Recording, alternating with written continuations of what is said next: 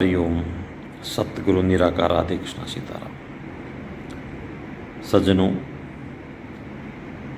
मैं एक दुर्लभ ऑडियो आपके पास भिजवा रहा हूँ जो करीब 25 साल पुराना है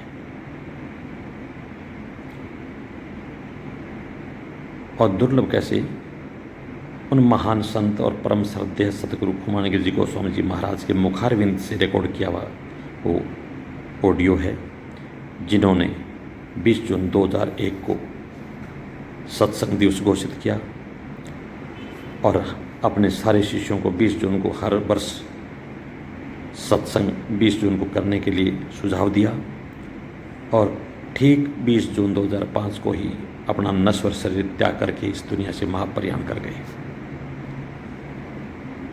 जिसकी संभावना किसी न किसी रूप में घर पर और शिष्यों को पहले से करवा दी भी गई थी। उन्हीं के द्वारा उन्हीं की पुस्तक मोक्षदायिनी में से लिया गया ये आत्मबोध कैसे किया जा सकता है, ये 1 घंटे का ऑडियो है। इसको आप एकाग्रता से सुनने का प्रयास करें। भगवान करे ये ऑडियो आपके लिए, अगर आपकी आध्यात्मिक चिंतन में प्यास है, मोक्ष प्राप्त करने की प्यास है, तो यह मुक्ति पथ बन सकता है और मोक्ष प्राप्त करने के लिए सार्थक सिद्ध हो सकता है। मेरी शुभकामनाएं। मेरा तो सौभाग्य रहा कि मेरे पिता के रूप में तो जरूर शरीर उन्होंने छोड़ दिया, लेकिन सदगुरु के रूप में अभी भी आत्मचिंतन का माध्यम बना रहे हैं और यह सत्संग का प्रसाद समझ करके मैं आप तक भिजवाने का प्रयास कर रहा हूँ। आप एकाग्रता से सुनने का प्रयास करें। बहुत बहुत शुभकामनाएं।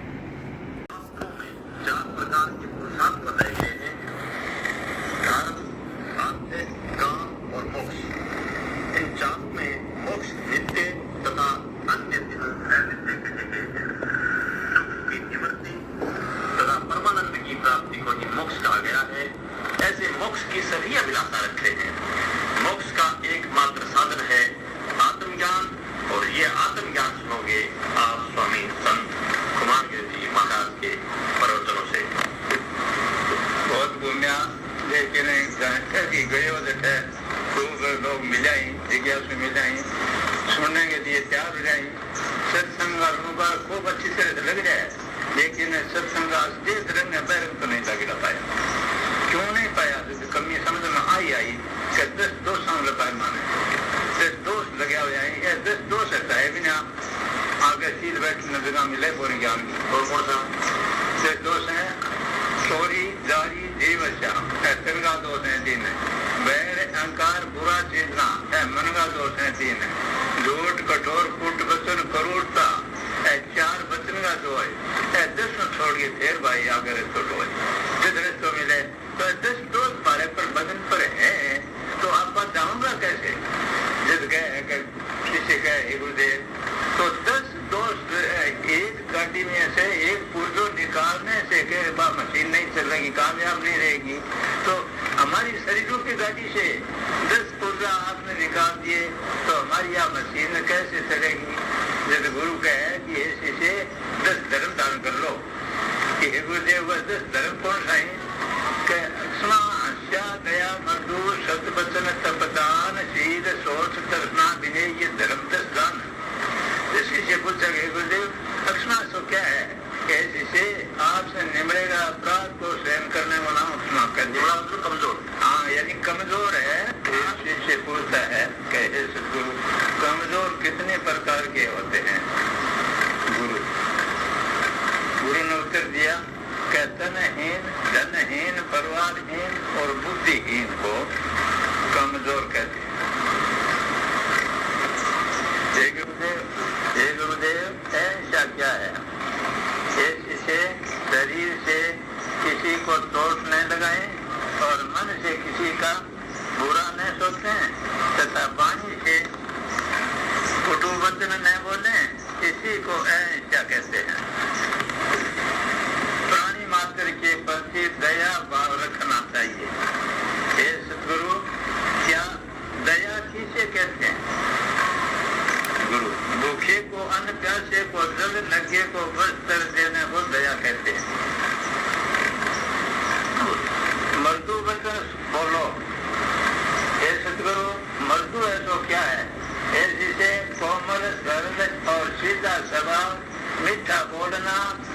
मधु वचन कहलाते हैं।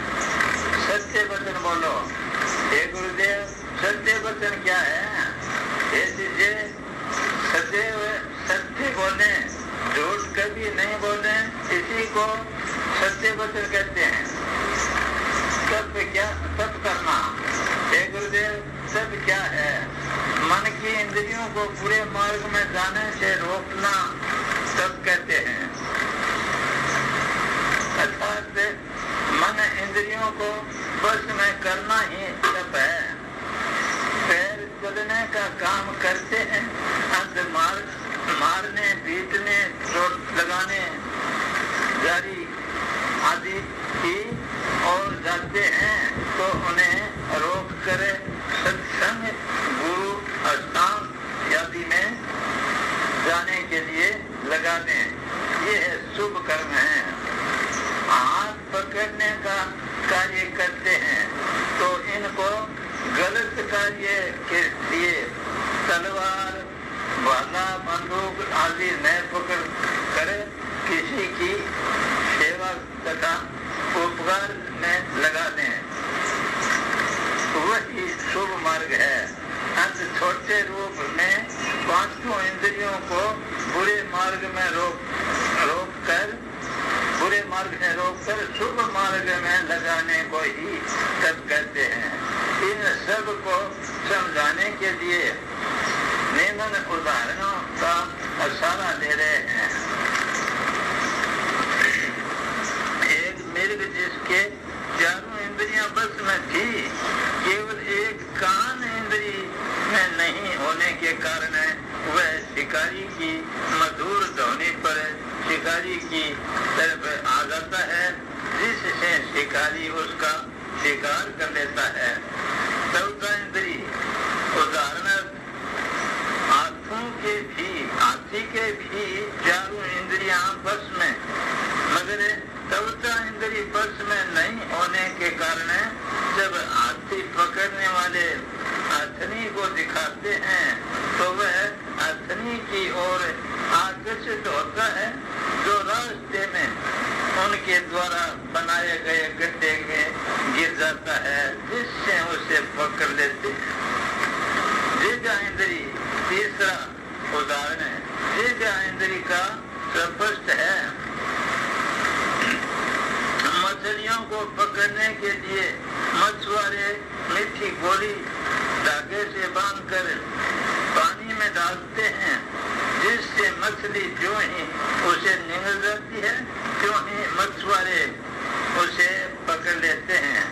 नेत्र इंद्री कीट पशुओं के चारों इंद्रियां बस में होती हैं, मगर नेत्र इंद्री वश में नहीं होने के कारण वह प्रकाश की ओर चमक देखते ही और वहाँ प्रकाश के पास आकर जलती अग्नि की ज्वाला में गिरकर भस्म हो जाते हैं। बिल्कुल सही है।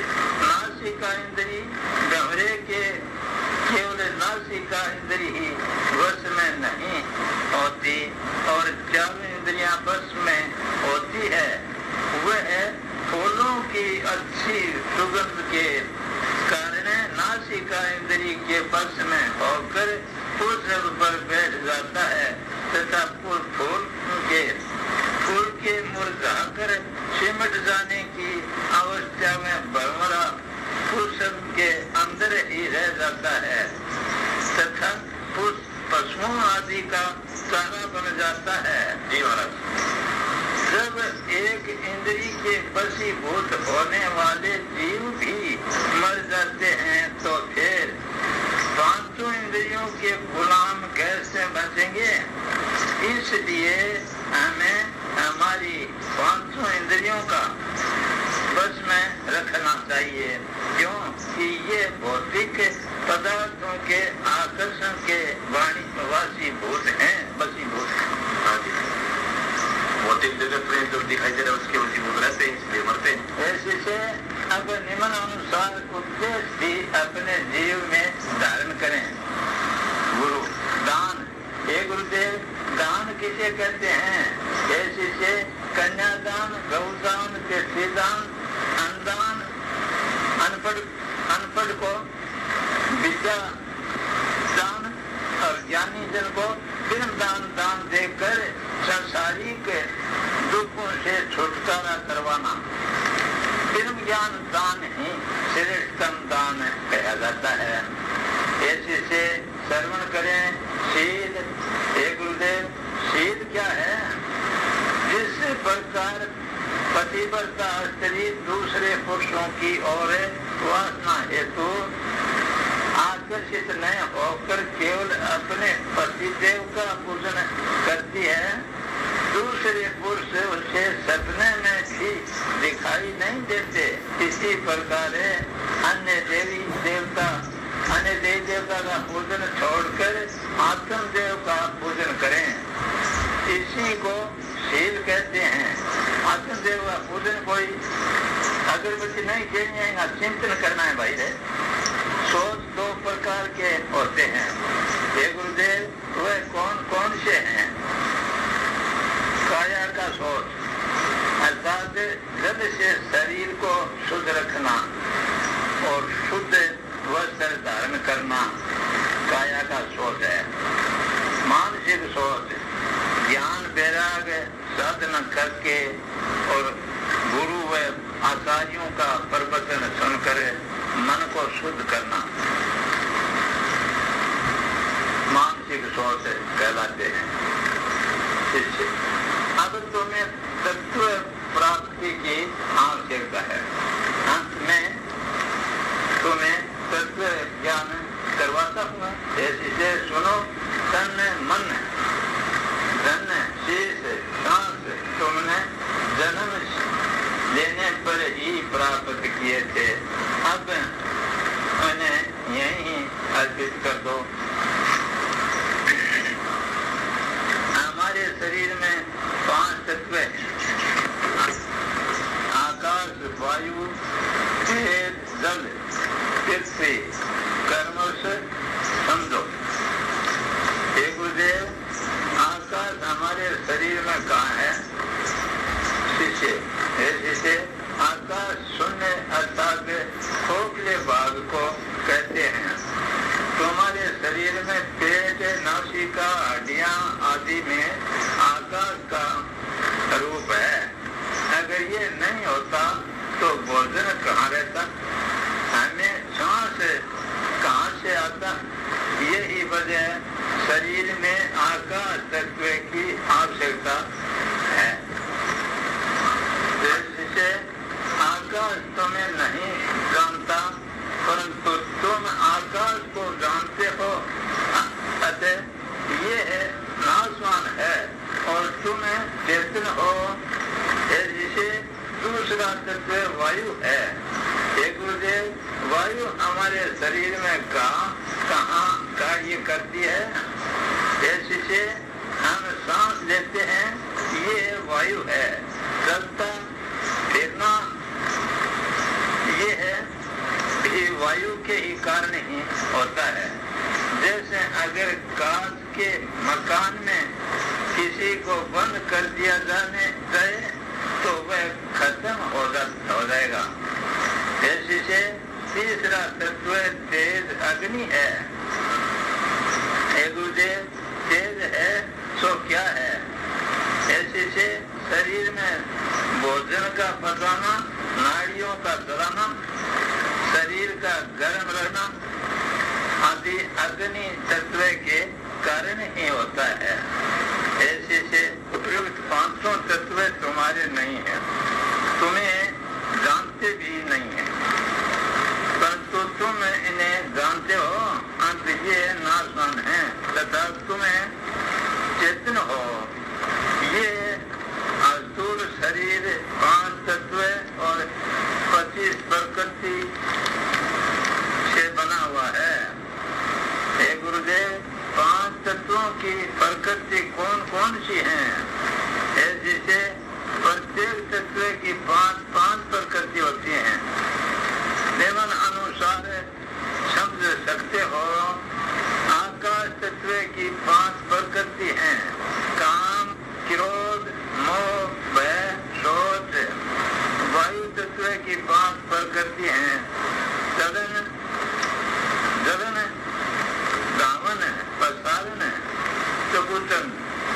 इसी प्रकार तेज अग्नि तत्व की 5 प्रकृति हैं, भूख, प्यास, निद्रा, आलस, क्रांति। फिर जल तत्व की 5 प्रकृति हैं, लोही, लार, पेशाब, पसीना, वीर्य। और पृथ्वी तत्व की प्रकृति हैं, हाड़, मांस, रोम, नाड़ी, त्वचा। ऐसे इस प्रकार 5 तत्वों की कुल 25 प्रकृति हैं जो तुम्हारी नहीं है। इन्हें तुम जानते हो मगर ये तुम्हें नहीं जानती, क्योंकि प्रकृति नाशवान है। और हे गुरुदेव, प्रकृति के बारे में पूर्ण समझ नहीं पाया हूँ, मुझे विस्तार से समझाने की कृपा करें कि इसका निर्माण कैसे हुआ। शरीर निर्माण में प्रकृति का क्या योगदान है, इस विषय तुम प्रत्येक प्रकृति को 25 पंचीकरण के द्वारा समझ सकते हो। गुरुदेव, पंचीकरण क्या है? इस विषय परमात्मा ने 5 तत्वों और 25 प्रकृति के माध्यम से इस सुंदर सृष्टि का निर्माण किया है। संसार के प्रत्येक सजीव शरीर का निर्माण 5 तत्व और 25 प्रकृति के योगदान से ही बना है। भले ही छोटा हो या बड़ा, स्थूल शरीर की रचना में बराबर अनुपात ही लगा है। इस प्रकार शरीर रचना को ही पंचीकरण कहा जा सकता है। अर्थात वेद ग्रंथों के साक्ष्य के आधार पर ये माना जाता है कि सृष्टि निर्माता ने आकाश, वायु, तेज, पृथ्वी प्रत्येक तत्व के 2 भाग किए और एक भाग सुरक्षित उसी रूप में रखा जो आंखों से दिखाई देता है, और दूसरे भाग के बराबर 5-5 हिस्से किए जिनसे प्रत्येक तत्व की 5-5 प्रकृति का निर्माण हुआ। जैसे आकाश तत्व को ही ले लीजिए। आकाश तत्व के 2 भाग किए, एक मुख्य भाग आकाश का तो आप देख ही रहे हो, और दूसरे भाग के 5 हिस्से किए जिनका आश्रय प्रत्येक तत्व में दिखाई देता है। आकाश तत्व में मोह आकाश की मुख्य प्रकृति है। मोह का विस्तार आकाश के समान ही है। वायु तत्व में प्रसारण आकाश तत्व के 5वें हिस्से के रूप में ही दिखाई देता है। अर्थात वायु का फैलाव आकाश के समान है। तेज में निद्रा आकाश तत्व के 5वें भाग के रूप में दृष्टिगोचर होती है। अर्थात निद्रा की अवस्था में आकाश की तरह शरीर शून्य की स्थिति में नजर आता है। जल तत्व में लाभर को आकाश तत्व के 5वें अंश के रूप में देख सकते हो। पृथ्वी तत्व में रोम आकाश तत्व का 5वां अंश है जो शून्य का भाग है। अर्थात आकाश में हाथ घुमाओ कोई फर्क नहीं रोम को काट दो कोई दर्द नहीं होता। अब वायु तत्व के बारे में विचार करें कि वायु तत्व के 2 भाग में से मुख्य भाग तो आप देख ही हो। दूसरे भाग के 5 हिस्सों का प्रभाव प्रत्येक तत्व में आपको नजर आएगा। जैसे आकाश तत्व में काम के रूप में वायु का 5वां हिस्सा ही दृष्टिगोचर होता है। काम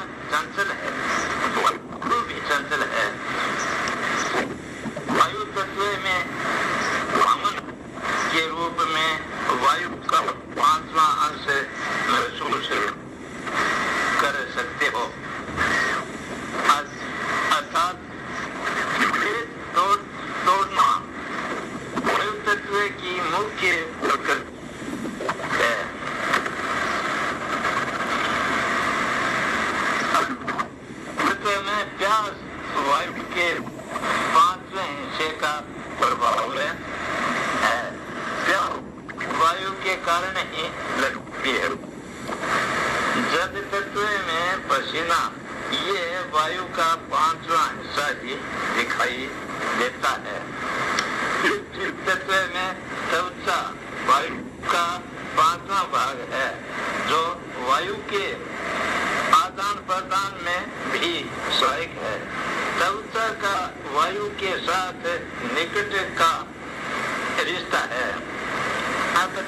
अब तेज अथवा अग्नि तत्व का विश्लेषण करें। चिंतन करने पर पाते हैं कि तेज का प्रथम मुख्य भाग तो स्पष्ट रूप से सबको दिखाई देता ही है। दूसरे भाग के 5 हिस्से प्रत्येक तत्व में निम्न प्रकार से दिखाई देते हैं। आकाश तत्व में क्रोध अग्नि तत्व का 5वां भाग है। क्रोध भी जलाता है और अग्नि भी अतः दोनों का स्वभाव भी एक समान है। वायु तत्व में जलन अग्नि तत्व का 5वां अंश है, जो वायु तत्व की प्रकृति है तथा एक दूसरे के पूरक है।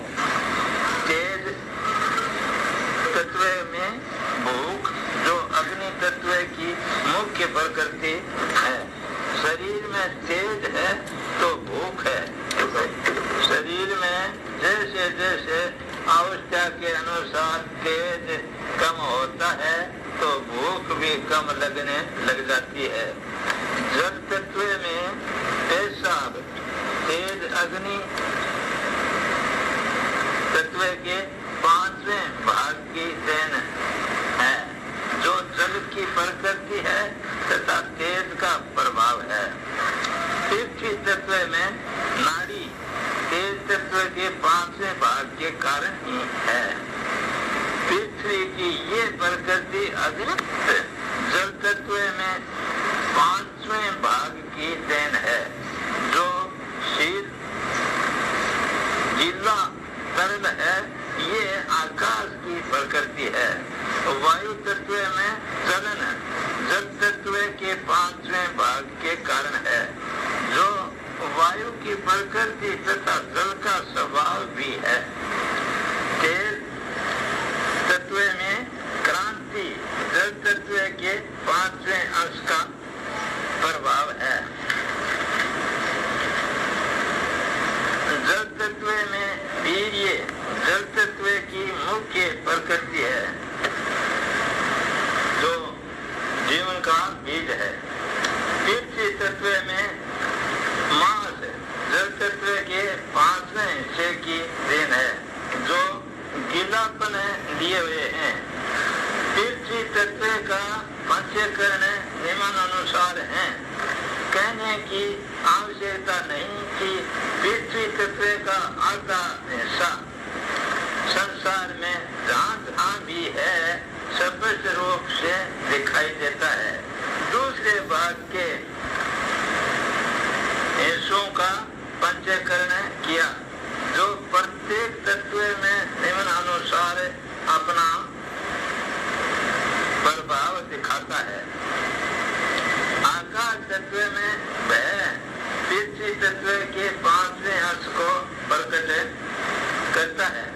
वह के कारण प्राणी विवेक हो सकता है और अति होने पर बेहोश हो जाता है, जो ठोस पृथ्वी का ही रूप है। वायु तत्व में सकुचन पृथ्वी तत्व के 5वें हिस्से को दर्शाता है। वायु तत्व की ये प्रकृति सकुचित होने पर पृथ्वी की तरह कठोर नजर आती है, जो पृथ्वी तत्व का ही रूप नजर आता है। तेज तत्व में आलस्य पृथ्वी तत्व के ही पंचकरण का प्रभाव है, जो तेज की प्रकृति है। आलस्य निष्क्रियता को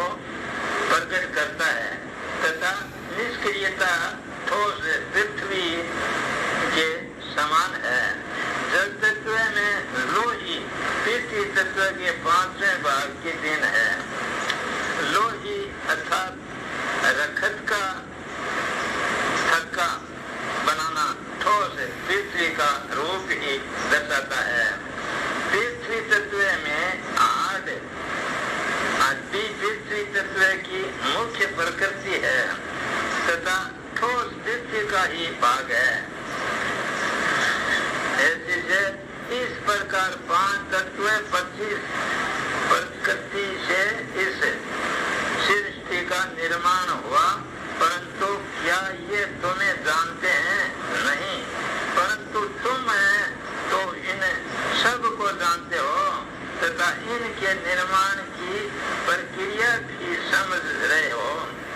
इसका मतलब है ये सब अर्थात 5 तत्व 25 प्रकृति से ही बना हुआ संसार नाशवान है और तुम इन्हें जानते हो, पहचानते हो।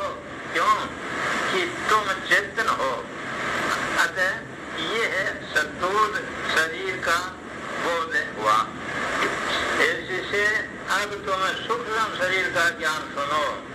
सूक्ष्म शरीर 17 तत्वों का बना हुआ है, जिसमें 5 ज्ञान इंद्रियां, 5 कर्म इंद्रियां, 5 प्राण तथा मन और बुद्धि, कुल 17 तत्व होते हैं। शिष्य, हे गुरुदेव, प्रत्येक तत्व के बारे में समझाने की कृपा कराएं कि सजीव में इनका क्या योगदान है। ऐसे से ध्यान से सुनो। सर्वप्रथम तुम्हें 5 ज्ञान इंद्रियां के बारे में समझाता हूँ, जो निम्न अनुसार है। कान, श्रोता इंद्री, ये सुनने का कार्य करती है। त्वचा इंद्री, ये स्पर्श करके ठंडे गर्म का पता लगाती है। चक्षु इंद्री, ये प्रत्यक्ष देखने का कार्य करती है। जिह्वा इंद्री, इससे स्वाद का पता चलता है कि पदार्थ कड़वा है या मीठा। नासिका इंद्री, ये गंध व सुगंध का पता लगाती है। ये पांचों तुम्हारी नहीं है, तुम इन्हें जानते हो और ये तुम्हें नहीं जानती। अंतः ये नाशवान है, परंतु तुम चेतन हो। इसी प्रकार 5 कर्म इंद्रियां हैं। मुंह, ये बोलने का कार्य करता है। हाथ, ये पकड़ने का, छोड़ने का कर्म करते हैं। पैर, ये चलने का कर्म करते हैं। लिंग, ये मूत्र त्याग एवं जनन में सहायक हैं। गुदा, ये मल को त्यागने का कर्म करती हैं। ये 5 इंद्रियां कर्म करती हैं, इसलिए इनका नाम कर्म इंद्री है। ऐसे इनके अलावा 5 प्राण हैं। सुनो, प्राण वायु इसका हृदय में स्थान है तथा भूख वो प्यास लगाती है। उदान वायु इसका कंठ में स्थान है तथा सांस लेने की क्रिया करती है। ये 8 पहर में 21,660 सांस निकालती है। समान वायु इसका नाभि में स्थान है तथा भोजन का वर्तन करती है। व्यान वायु इसका स्थान पूरे शरीर में है। ये भोजन का 3 भाग करके वीर्य को शीश में, रक्त को नाड़ियों में चढ़ाती है तथा मल मूत्र को मल द्वार तक पहुंचा देती है और साथ ही रोमावली को पसीने के द्वारा चेतती है। अपान वायु इसका स्थान गुदा में है। ये मल का परित्याग करती है। ऐसे से ये प्राण तुम्हें नहीं जानते, परंतु तुम इन्हें जानते हो। अतः ये नाशवान है और तुम चेतन हो। ऐसे से इनके अलावा 2 तत्व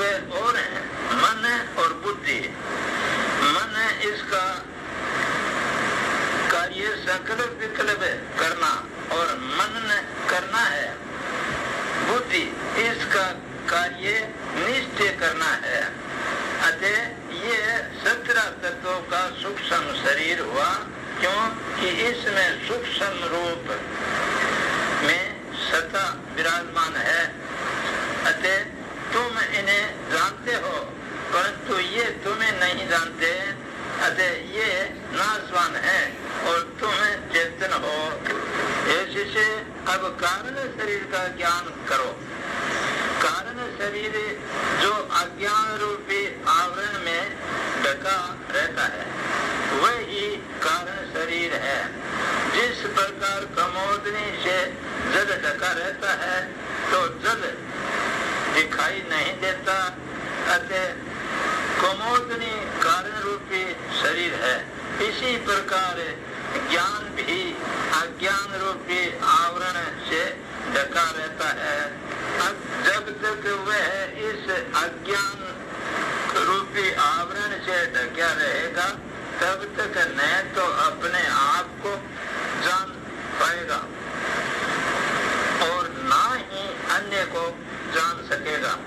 ज्ञान रूपी दृष्टि से अज्ञान रूपी पर्दे को दूर करना ही मुक्ति का एक मात्र मार्ग है। ऐसी से तुम ब्रह्म रूप हो और आपने आपको शरीर से अलग समझो, यही तत्व बोध है। हे गुरुदेव, एक संशय और मिटाइए कि जब मैं ब्रह्म रूप हूँ तो शरीर कैसे धारण किया, अर्थात ब्रह्म रूप निराकार परमात्मा साकार रूप में अवतार धारण करे सीमित कैसे हो गया। जैसे परमात्मा तो आदि शक्ति कण कण में प्रकाशमान है, निराकार रूप में व्यापक है, परंतु प्रकृति इसकी परछाई की तरह साथ रहती है। जैसे सूर्य के प्रकाश से हमारे शरीर की परछाई सुबह पश्चिम में लंबी, फिर सूर्य ऊपर आया तो परछाई भी अंदर समा गई, और पश्चिम में आता है तो परछाई फिर पूर्व की ओर बढ़ती चली जाती है। एक कटु सत्य है कि परछाई का घटना बढ़ना संभव है, परंतु अपने पैरों से जुड़ी हुई है रहती है, हमें छोड़कर नहीं जाती। उसी प्रकार परमात्मा से प्रकृति जुड़ी हुई है, कभी साथ कभी अलग दिखाई देना तो दृष्टि भेद है, सीधी नजर आती है परंतु होती तो नहीं। ये दृष्टि भ्रम है। ज्ञान चक्षुओं से नहीं देखने पर माया और ब्रह्म तो दिखाई देंगे, वरना माया ब्रह्म में और ब्रह्म माया में दृष्टिगोचर होता है, अलग नहीं हो सकता। ऐसी से निराकार ब्रह्म परमात्मा उतरने के लिए अर्थात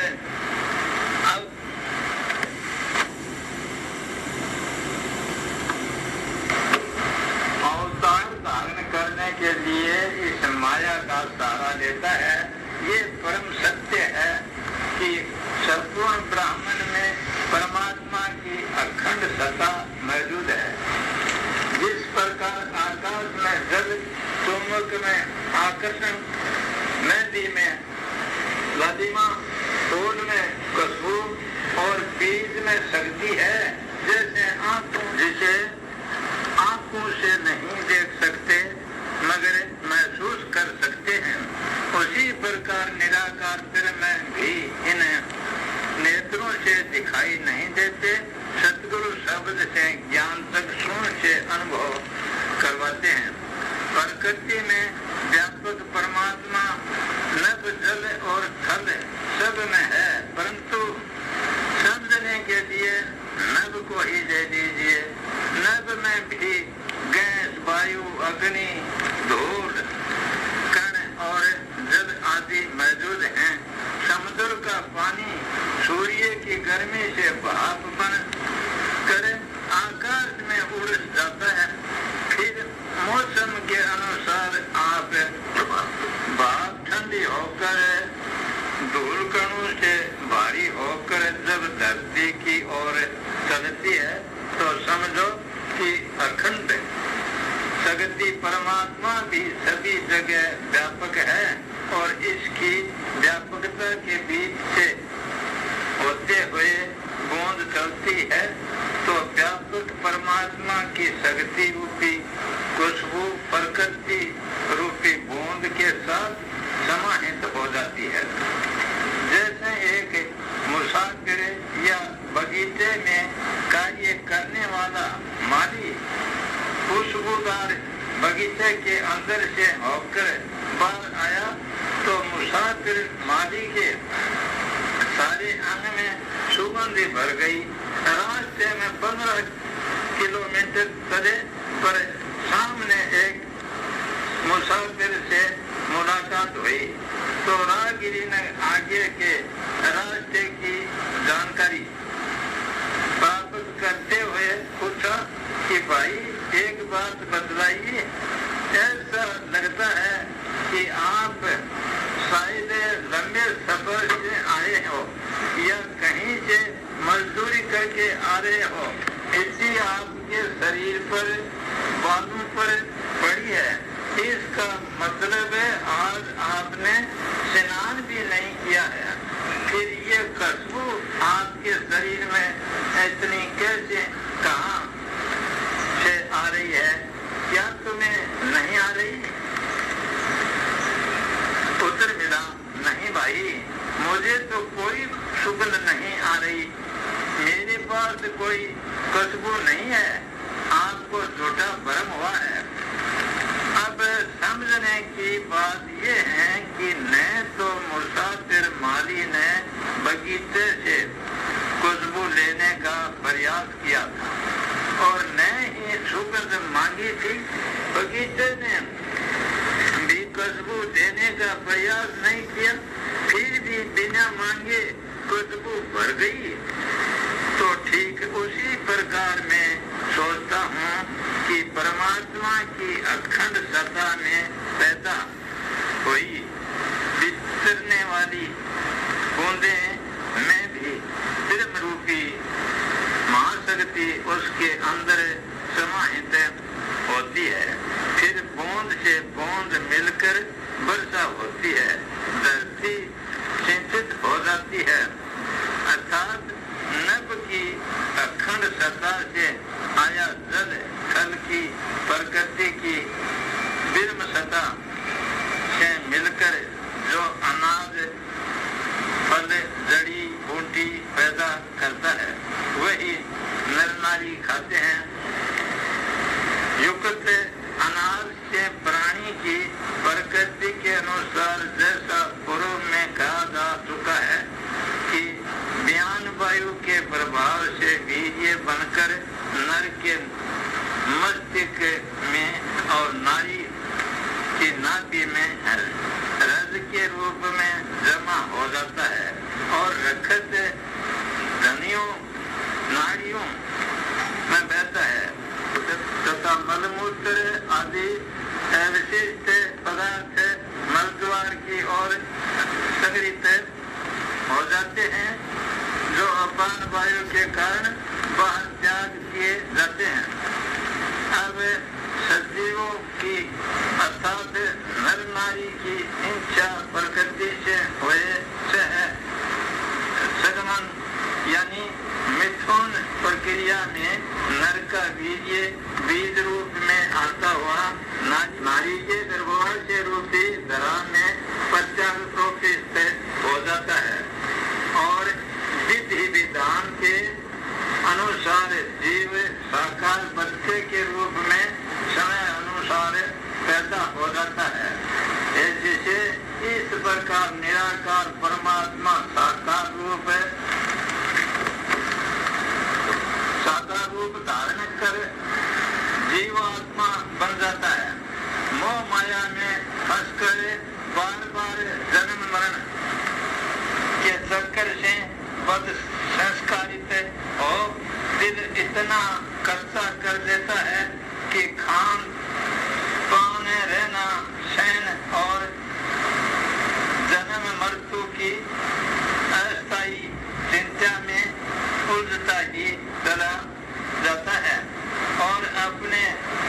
अमर रूप को भूलकर 84 में चक्कर लगाता है, अपने को हिम्मत समझने लग जाता है। यही वजह निराकार फिर परमात्मा साकार शरीर रूप धारण करे असीमित से सीमित बन जाता है और व्यापक निराकार एक देहधारी अवतार नजर आता है। परंतु ये कब हुआ?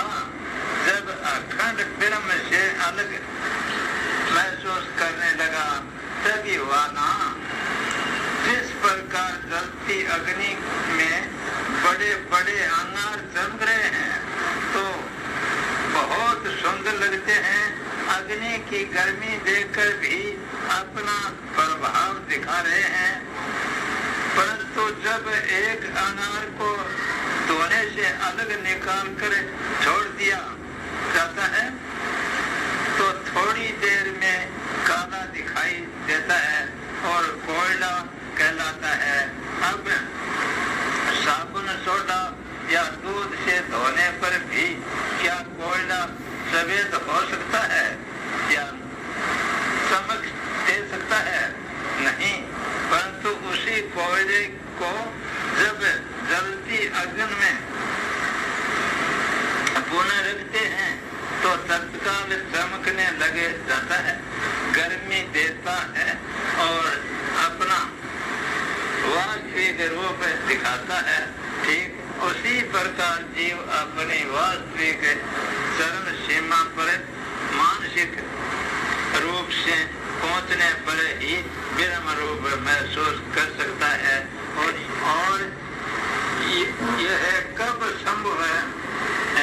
जब जीव दीनहीन अवस्था में सच्ची ब्रह्म त्याग से लेकर सतगुरु की शरण में जाता है और प्रार्थना करता है कि हे गुरुदेव मुझे भव सागर से पार करो, मैं 84 लाख योनियों में भटकते हैरान हो गया हूँ, अब मुक्ति दाता हूँ। सतगुरु उस पर दया करते हुए तत्व बोध करवा कर ब्रह्म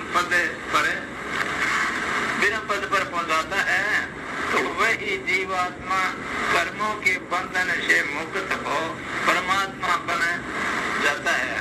शरीर रहते हुए भी संत कबीर तुलसी गुरु नानक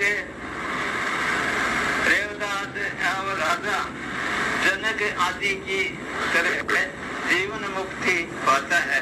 ऐसी अवस्था में स्वयं द्वारा किए गए कर्म भी उस ब्रह्म ज्ञानी पुरुष को बंधन में नहीं बांध सकते। और आदमी श्री कृष्ण द्वारा महाभारत युद्ध में श्री अर्जुन को दिए गए गीता के उपदेश की तरह स्थित प्रज्ञ बन जाता है और अमर हो जाता है। हे गुरुदेव, इसका मतलब अमर होने का अधिकार तो ईश्वर ने सब मानसों को दिया है। फिर भी मुझे तो ऐसा लगता है कि अपवाद छोड़कर जिधर भी देखो सब मौत के गुलाम नजर आते हैं। क्यों? इससे अब सत्य है कि मानव जन्म से पूर्व हर जीव भगवान 84 से मुक्ति पाने का रोध होकर विश्वास दिलाकर अधिकार प्राप्त तो कर लेता है, परंतु सजग रहकर उसका सदुपयोग नहीं कर सकता और भूल में समय सीमा गुजर जाती है। जब मौत का बुलावा आता है तो अब पछताया होत क्या जब चिड़िया चुग गई खेत। उसी पछतावे से बचने के लिए एक प्रेरणादायक उदाहरण बतलाता हूँ कि एक राजा का नियम था कि अपने वजीर को 6 माह तक राजा का संपूर्ण अधिकार देता। वजीर जो चाहे सो करे,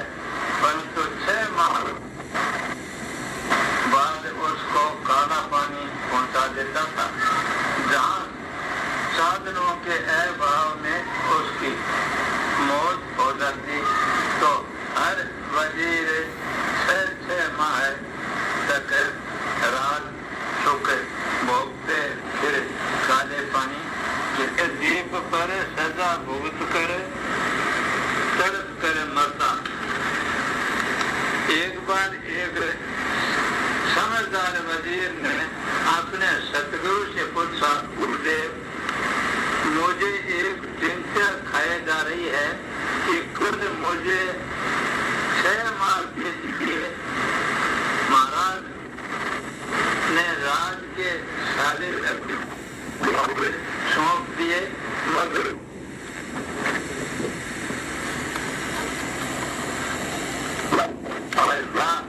इस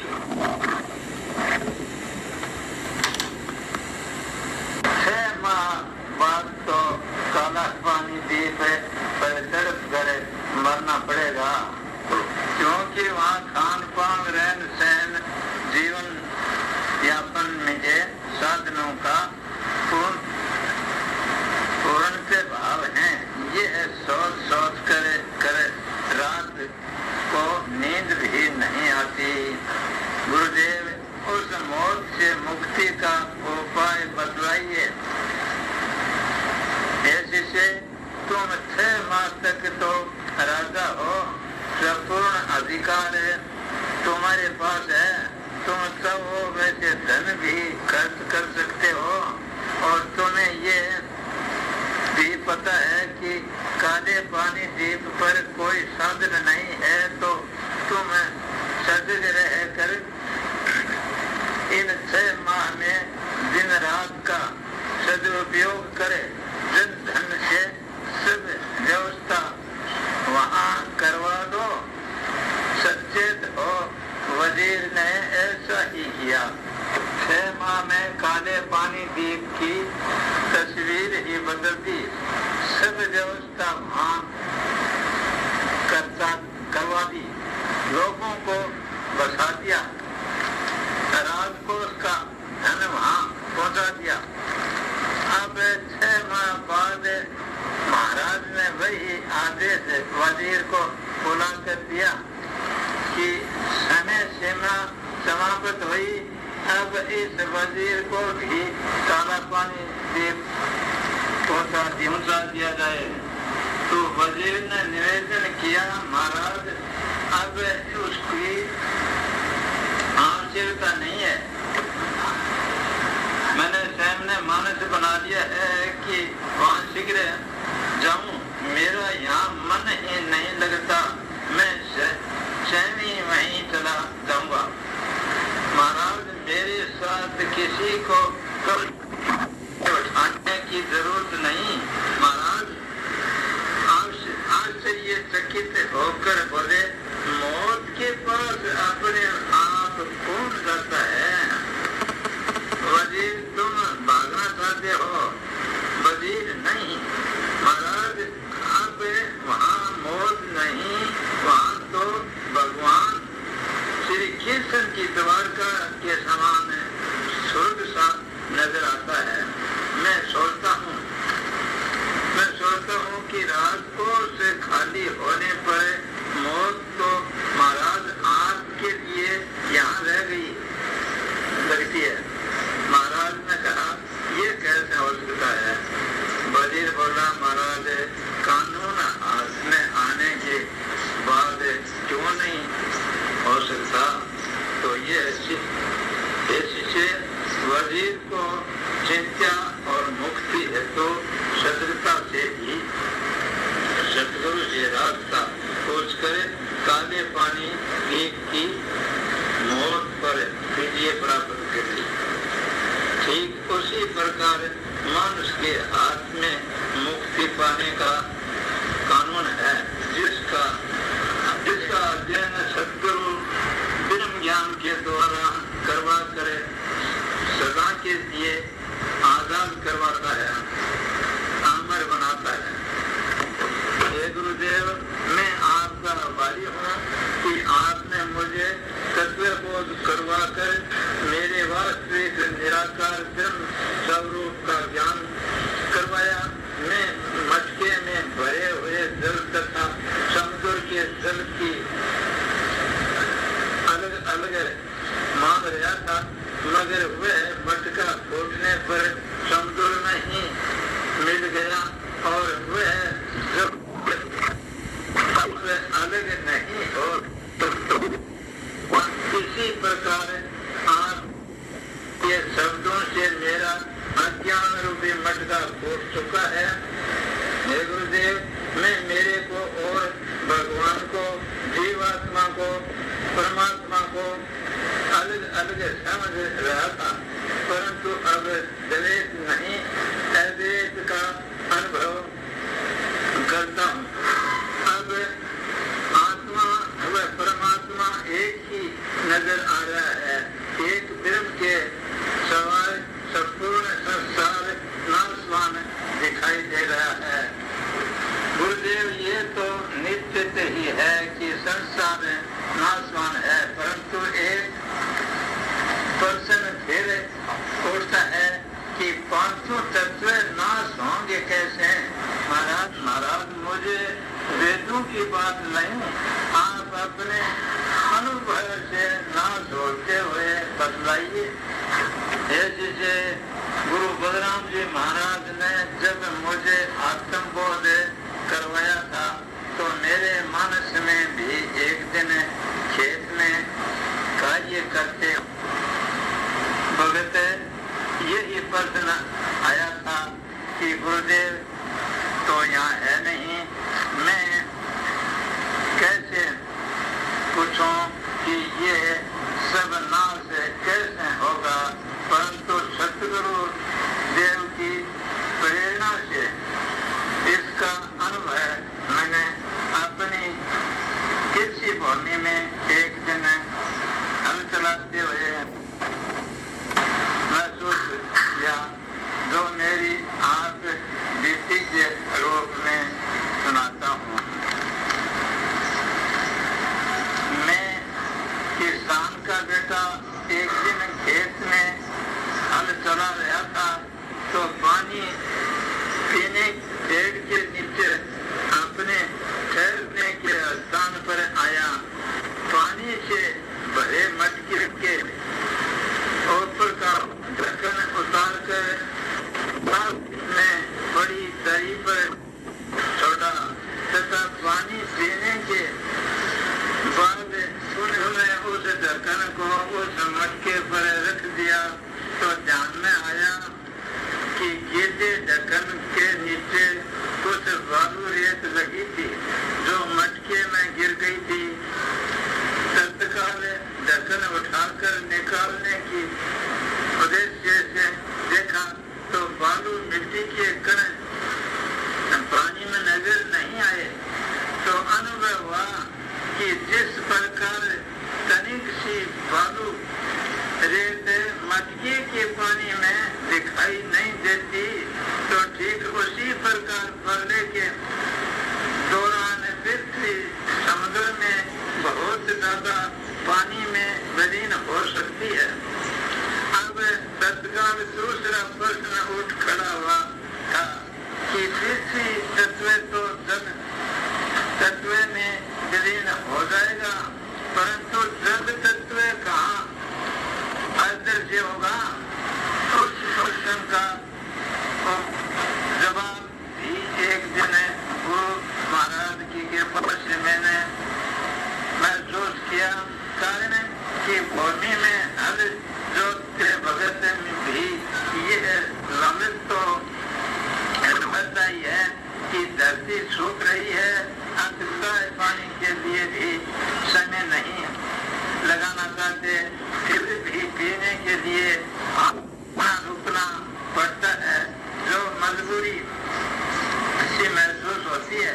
फिर भी समय की बचत के लिए एक दिन जब मैं स्वयं हल जोत रहा था, सोचा चाय बनानी है, अकेला हूँ तो चाय तो पानी अग्नि पर चढ़ा दिया कि जब तक गर्म होता है तब तक एक बार मैं कुछ हल जोत कर आ सकता हूँ।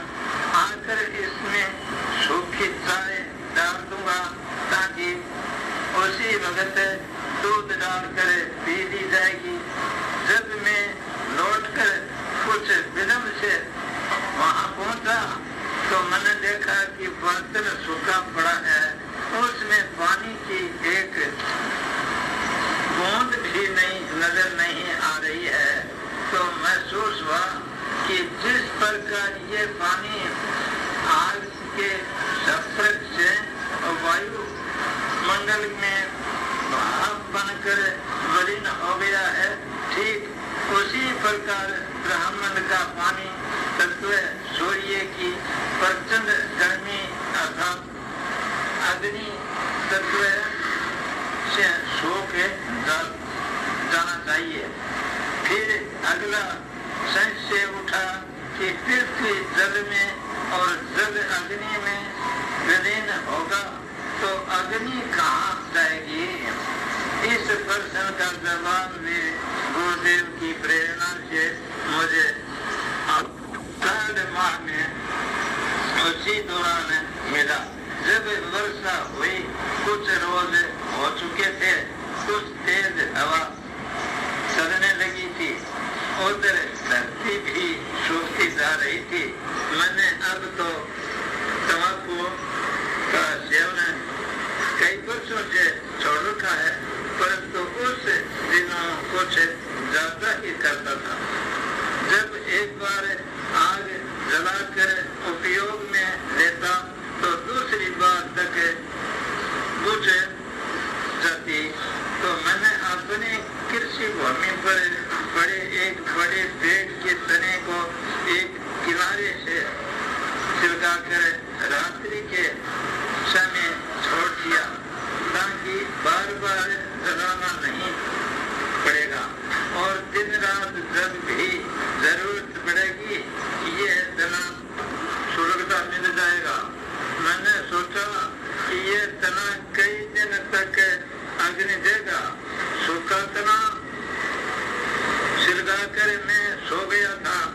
उसी रात्रि में तेज हवा चली, सारे कपड़ों पर बलुरेत आ गिरी थी, मगर मुझे ये देखकर सुबह आश्चर्य हुआ कि पूरा तना जल चुका है और वहाँ उसका नाम निशान भी नहीं रहा। आज तो दूर जली कोई राख भी वहाँ नहीं थी। फिर दोबारा आग जलानी पड़ी, मगर उस रात को गुरु महाराज ने तीसरे अग्नि तत्व को विलीन होने का तरीका इस अनुभूति से बतला दिया कि तेज हवा अंदर में अग्नि समाहित हो जाएगी। अब जिज्ञासा जो अधिक बढ़ गई थी कि पृथ्वी तत्व जल में और जल तत्व अग्नि में और अग्नि तत्व वायु में विलीन हो गया, परंतु अब हवा कहाँ जाएगी? अब मेरा चिंतन भी बढ़ चुका था। फिर प्रकृति ने एक उदाहरण मेरे सामने प्रस्तुत कर दिया कि एक दिन तेज काली बिजली आंधी उत्तर दिशा से उठी और देखते ही देखते आंखों से हाथ नहीं दिखाई दिया। जो जहाँ था आंखें बंद कर भयंकर अंदर की तबीयत सह रहा था। पेड़ काफी गिर चुके थे, परंतु करीब 30 मिनट उपरांत ही देखा कि आंधी खत्म हो गई, आसमान साफ नजर आ रहा था। तो मैंने सोचा कि तेज से तेज हवा भी आकाश तत्व में ही विलीन हो जाएगी। अब सिर्फ पांचवा और अंतिम तत्व आकाश दर्शन कर बैठा था कि ये करेगा। तो सुना था कि ओम शब्द की शुरुआत के साथ ही संसार की रचना हुई। तो सुबह सुबह ओम कहने की मेरी आदत सी पड़ गई थी। बार बार ओम शब्द बोला तो अनुभव हुआ कि जब मुंह खुलता है तो आकाश दिखता है, ओम से पैदा होता है और मैं के साथ ही बंद हो जाता है। अर्थात इससे ये अनुभव पैदा होता है कि ओम शब्द बोलने के लिए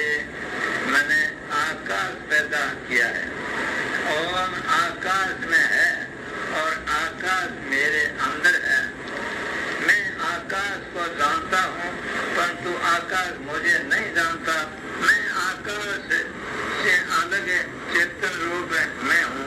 मैं आकाश को दर्शा सकता हूँ, मुझे आकाश नहीं दर्शा सकता। इसी प्रकार अब छोटे देह रूप को छोड़कर परमात्मा के विराट रूप की कल्पना करो, जो श्री कृष्ण ने महाभारत युद्ध में अर्जुन को गीता उपदेश के समय दिखाया था।